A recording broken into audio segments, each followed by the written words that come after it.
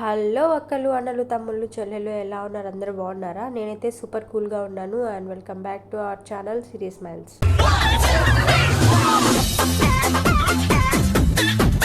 So ఈ dress గుర్తుంది కదా, లాస్ట్ వీడియోలో ఈ డ్రెస్ యొక్క కటింగ్ అయితే చూసాము. ఈ వీడియోలో స్టిచ్చింగ్ చూపించాలనుకుంటున్నాను. అందరికీ అవసరం ఉండకపోవచ్చు ఈ వీడియో, అందుకనే రఫ్గా చెప్పేస్తాను అండ్ అర్థమయ్యేలా కూడా చెప్తాను. మీరైతే వీడియో చివరి వరకు చూసేసేయండి. ఏమైనా డౌట్స్ ఉంటే కామెంట్ బాక్స్లో అడగొచ్చు.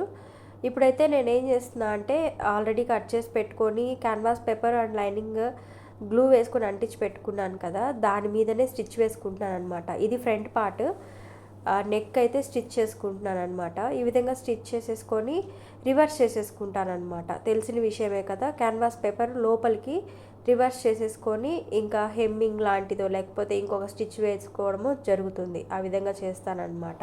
చూడండి, ఫ్రంట్ పార్ట్ నెక్ అయితే ఈ విధంగా రెడీ చేసుకున్నాను అనమాట. లోపల వైపు క్యాన్వాస్ పేపర్ అండ్ బయట వైపు మనకి ఈ విధంగా ఉంటుంది అనమాట. ఇప్పుడు దీనికి నేను బార్డర్ అనేది అటాచ్ చేస్తాను అనమాట. నేనైతే బార్డర్ని ఒక థ్రెడ్ లాగా, అంటే థ్రెడ్ వేసేటప్పుడు మనం ఏ విధంగా అయితే లోపలికి ఫోల్డ్ చేసి కుడతామో అదే విధంగా ఫోల్డ్ చేసి కుట్టి దాన్ని రివర్స్ చేసుకుంటున్నాను అనమాట. కొంచెం విడ్త్ కొంచెం ఎక్కువగా ఉండేటట్టు, అంటే మనకి ఒక 1.5 ఇంచ్ కానీ 2 ఇంచెస్ విడ్త్ ఉండేటట్టు నేను చూసుకొని ఈ విధంగా బార్డర్ని రెడీ చేసి పెట్టుకున్నాను. దీన్ని తీసుకొని వెళ్ళి మనం నెక్ అనేది అటాచ్ చేసేయడమే, ఈజీ ప్రాసెసే. ఇక్కడ చూడండి నేను ఏ విధంగా అటాచ్ చేస్తున్నాను. ఆ మూల కార్నర్స్ ఉంటాయి కదా, ఆ కార్నర్స్లో కొంచెం అట్లా ఫోల్డ్ చేసిన వెంటనే ఫోల్డ్ చేస్తే ఏమవుతుందంటే క్లాత్ స్ట్రైట్గా ఉన్న క్లాత్ కొంచెం కర్వ్స్ ఇవ్వడానికి కొంచెం ఈజీగా ఉంటుందన్నమాట. అందుకని కార్నర్స్లో కొంచెం ఫోల్డ్ చేస్తే మనకి ఈజీగా ఉంటుంది. సో నేను అదే చేస్తున్నాను. ఈ విధంగా అటాచ్ చేసేసుకొని ఒకవైపు అయితే కుట్టు వేసేసుకుంటున్నాను. తర్వాత రెండో వైపు కూడా కుట్టు వేసేస్తానమాట. ఒకసారి చూడండి, ఈ విధంగా రెండో వైపు కూడా కుట్టు వేసేస్తే ఫ్రంట్ పార్ట్ నెక్ అనేది మనకి రెడీ అయిపోతుంది. మీరైతే గమనించండి నేను ఏ విధంగా అయితే అటాచ్ చేస్తున్నానో. ఈ క్లాత్ కొంచెం ఏమంటారు పట్టు టైప్లో ఉంది కాబట్టి మనం ఎలా చెప్తే అలా వింటుందన్నమాట. అదే మనకి సిల్క్ కానీ జార్జెట్ కానీ ఇవి కానీ కుట్టాలంటే మనకి కొంచెం కష్టం అన్నమాట, మన మాట అస్సలు వినవు. ఈ క్లాత్ అయితే కొంచెం కుట్టడానికి కొంచెం ఈజీగానే ఉంది కాబట్టి ప్రాసెస్ అయితే అలా స్మూత్గా వెళ్ళిపోతుంది. ఇప్పుడు వచ్చేసి ఫ్రంట్ పార్ట్ సైడ్స్ ఉన్నాయి కదా, అవైతే జాయిన్ చేసుకుంటున్నాను అనమాట. తెలుసు కదా ఎలా కుట్టాలో, మనం ఇంతకు ముందు కట్స్ పెట్టుకున్నాం కదా, కట్ చేసేటప్పుడు ఆ కట్స్ రెండు సమానంగా వచ్చేటట్టు పెట్టుకొని మనం కుట్టుకుంటే మనకి హెచ్చుతగులు రాకుండా ఉంటాయి అన్నమాట. ఒకవేళ హెచ్చుతగులు వచ్చాయి అంటే ఇంకొకసారి కుట్టిప్ప తీసేసుకొని మళ్ళీ ఇంకోసారి చక్కగా చూసుకొని కుట్టేసుకుంటే మనకి చక్కగా వచ్చేస్తుంది అనమాట సరి సమానంగా. ఈ విధంగా రెండు సైడ్ పార్ట్స్ అనేవి జాయిన్ చేసేసుకుంటున్నాను. చూడండి మనకి ఎంత ఫినిషింగ్ ఎంత నీట్గా వచ్చేస్తుందో, ఈ విధంగా వచ్చేస్తుంది అనమాట. అంటే బాడీ మీద కరెక్ట్గా కూర్చుంటుంది. దాని తర్వాత బ్యాక్ పార్ట్ కూడా రెడీ చేసి పెట్టుకుంటున్నానండి. క్యాన్వాస్ పేపర్ ఆ విధంగా గ్లూ వేసి అంటించి పెట్టుకున్నాను కదా, దాన్ని ఈ వీడియోలో చూపిస్తున్న విధంగా కుట్టేసుకున్నాను అనమాట. చూడండి బ్యాక్ పార్ట్ అనేది ఈ విధంగా రెడీ అయిపోయింది. అండ్ దీనికి వచ్చేసి నెక్ దగ్గర బార్డర్ అయితే అటాచ్ చేస్తాను. మళ్ళీ బార్డర్ అటాచ్ చేయడానికి ముందు నేనైతే ఈ థ్రెడ్స్ ఉన్నాయి కదా, ఈ టాజిల్స్ అనేవి ముందు అటాచ్ చేసుకొని దాని తర్వాత బార్డర్ అనేది దానిపైన అటాచ్ చేస్తాను అనమాట. సో దట్ మనకి థ్రెడ్ అనేది బయటికి కనిపించకుండా, ఖర్చు లోపల కానీ కనిపించకుండా ఉంటుంది, లోపలికి వెళ్ళిపోతుంది అనమాట ఖర్చు లోపలికి ఈ థ్రెడ్స్ అనేవి. సో ఇప్పుడే పెట్టేసుకుంటే మనకి చూడడానికి ఫినిషింగ్ బాగుంటుంది. సో ఈ విధంగా ముందు థ్రెడ్ అనేది అటాచ్ చేసేసుకొని ఇప్పుడు నెక్కి బార్డర్ అటాచ్ చేసేసుకుంటాను. చూడండి ఈ విధంగా బార్డర్ అనేది మనం రెడీ చేసి పెట్టేసుకోవాలి. ఇప్పుడు ఈ నెక్కి ఈ వీడియోలో చూపిస్తున్న విధంగా అయితే నేనైతే కుట్టేసుకుంటున్నాను అనమాట. సేమ్ ఫ్రంట్ నెక్కి ఏ విధంగా అయితే అటాచ్ చేసుకున్నామో సేమ్ అదే విధంగా బ్యాక్ నెక్ కూడా అటాచ్ చేసేసుకుంటున్నాను. ఇక్కడితో బ్యాక్ పార్ట్ కూడా కంప్లీట్ అయిపోతుంది, మనకి నీట్గా కంప్లీట్ అయిపోతుంది అనమాట. ఇప్పుడు ఈ ఫ్రంట్ పార్ట్ని బ్యాక్ పార్ట్ని రెండు షోల్డర్స్ అనేవి జాయిన్ చేసుకోవాలన్నమాట. ఇక్కడ చూడండి ఇవి పైకి లేచినట్టున్నాయి కదా, వాటిపైన కూడా ఒక కుట్టు వేసేస్తే అణిగినట్టు ఉంటుంది అనమాట. ఇక్కడ ఏం చేస్తుందా అంటే డ్రెస్కి మనకి బస్ట్ కింద కరెక్ట్గా ఎగ్జాక్ట్గా బస్ట్ కింద వేస్ట్ బెల్ట్ లాగా వచ్చింది కదా, షేప్ బెల్ట్ లాగా ఒకటి వచ్చింది కదా, అదైతే ప్రిపేర్ చేసుకుంటున్నాను అనమాట. నేనైతే దీన్ని ఒక 3 ఇంచెస్ గ్యాప్లో మెజర్ చేసుకొని కట్ చేసుకొని ఈ విధంగా కుట్టేసుకుంటున్నాను. అంటే మనకి మిడిల్లోకి వచ్చేసరికి 3 ఇంచెస్ వస్తుంది, అటు సైడ్ ఇటు సైడ్ వచ్చేసరికి 2 ఇంచెస్ వస్తుంది అనమాట. దీని కటింగ్ అనేది జస్ట్ సింపులే కదా అని చెప్పి చూపించలేదు. మనం జాకెట్కి ఏ విధంగా అయితే షేప్ బెల్ట్ కట్ చేసుకుంటామో అదే విధంగా కట్ చేసుకుంటాము, కాకపోతే మధ్యలో కట్ అనేది రాదనమాట. ఇప్పుడు చూడండి మీకు అర్థమైపోతుంది. లోపల గ్రీన్ క్లాత్ పెట్టి కుట్టేసేసి దాన్ని ఈ విధంగా లోపలికి బయటికి రివర్స్ చేస్తే ఈ విధంగా ఉంటుందన్నమాట. మీకు అర్థమయ్యే ఉంటుంది ఈ పాటికి. సో దీన్ని ఈ విధంగా కుట్టేసుకొని దానికి కొంచెం కొంచెం కట్స్ ఇచ్చుకొని దాన్ని రివర్స్ చేసేసి దాన్ని తీసుకొని వెళ్ళి ఫ్రంట్ పార్ట్కి అటాచ్ చేసేసుకోవడమే, ఒక ప్యాచ్ లాగా అటాచ్ చేసేసుకోవడమే. చాలా సింపుల్ అండి ఇది. చూడండి నేనైతే రివర్స్ చేస్తున్నాను. రివర్స్ చేసేసిన తర్వాత ఆ బార్డర్ని తీసుకొని వెళ్ళి ఫ్రంట్ పార్ట్కి ఈ విధంగా పెట్టేసేసుకొని నీట్గా అటాచ్ చేసేసుకోవడమే. చూడండి ఈ విధంగా అటాచ్ చేసేస్తున్నాను అనమాట. కింద ఒక కుట్టు పైన ఒక కుట్టు వేసేస్తే సరిపోతుంది.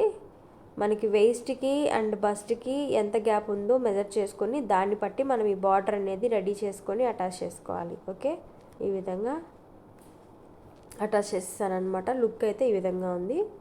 సో ఇక్కడ చూడండి ఫ్రంట్ పార్ట్ రెడీగా పెట్టేసుకున్నాను అండ్ బ్యాక్ పార్ట్ కూడా టాజిల్స్ పెట్టేసి రెడీగా పెట్టేసుకున్నాను. ఇప్పుడు వీటి రెండింటిని షోల్డర్స్ అనేవి జాయిన్ చేసి పెట్టేసుకోవాలన్నమాట. షోల్డర్స్ అనేవి జాయిన్ చేసే ముందు మీకు ఒక చిన్న టిప్ అయితే చెప్తాను చూడండి. అంటే నేను ఫాలో అయ్యే tip, front part back part ఒకదాని మీద ఒకటి పెట్టేశాను కదా, ఈ విధంగా పెట్టుకొని బ్యాక్ పార్ట్ అనేది ఎక్స్ట్రా వస్తుంది, మనకి కంపల్సరీగా ఎక్స్ట్రా వస్తుంది. ఎందుకంటే మనం కటింగ్ చేసేటప్పుడు రెండు సమానంగా కట్ చేసేసాం కాబట్టి. ఇప్పుడు కుట్టేటప్పుడు మటుకు మనకి అన్ఈవెన్గా వస్తాయి అన్నమాట, బ్యాక్ పార్ట్ ఫ్రంట్ పార్ట్ రెండు. నేను ఇప్పుడు వీటి రెండింటిని సమానంగా కట్ చేసేస్తానమాట. బ్యాక్ పార్ట్ ఎక్స్ట్రా వస్తుంది చూడండి, అటువైపు ఇటువైపు ఎక్స్ట్రా వచ్చింది బ్యాక్ పార్ట్.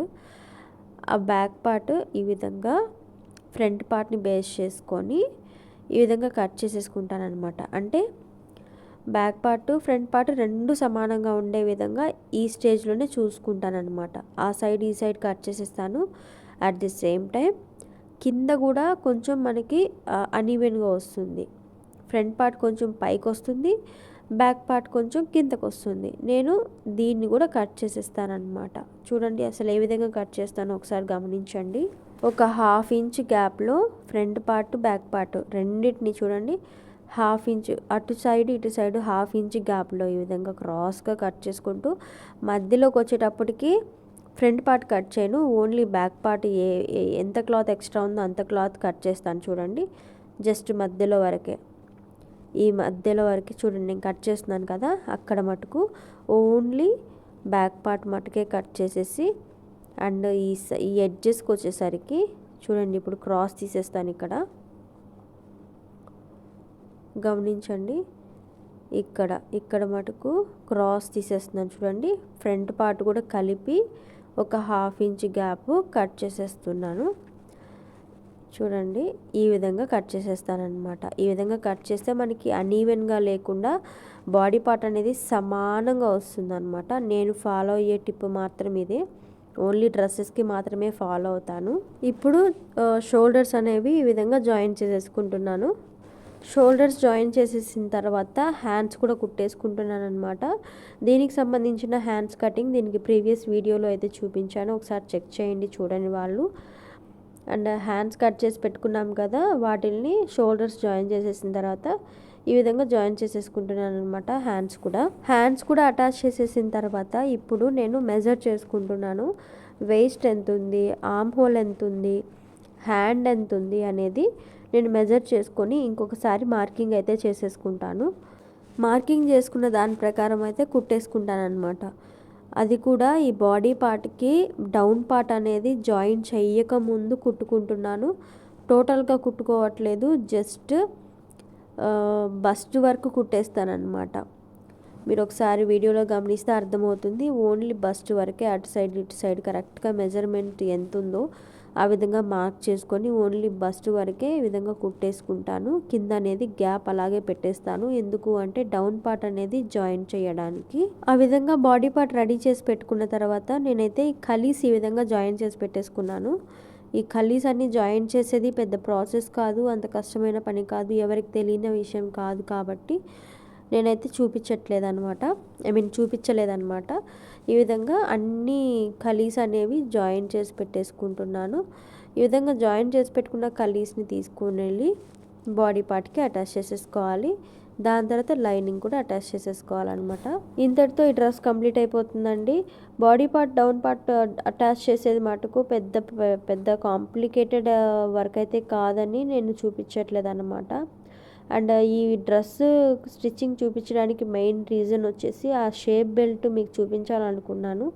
ఏ విధంగా కుట్టాను, ఏంటి, ఏ విధంగా కట్ చేశాను అని చెప్పేసి అది మాత్రం డీటెయిల్డ్గా చెప్పాను. మిగతావన్నీ రఫ్గా లాగించానండి. So this is all about the vlog అండి. మీకు అర్థమైందని అనుకుంటున్నాను. ఈ వీడియో మీకు నచ్చినట్టయితే సబ్స్క్రైబ్ చేసుకోండి, లైక్ చేయండి, షేర్ చేయండి, కామెంట్ చేయండి. నెక్స్ట్ వీడియోలో కలుద్దాము. నెక్స్ట్ వీడియోలో ఇంతకంటే బ్యూటిఫుల్ అవుట్ఫిట్తో అయితే వచ్చేస్తానండి. అంతటి వరకు బాయ్ బాయ్.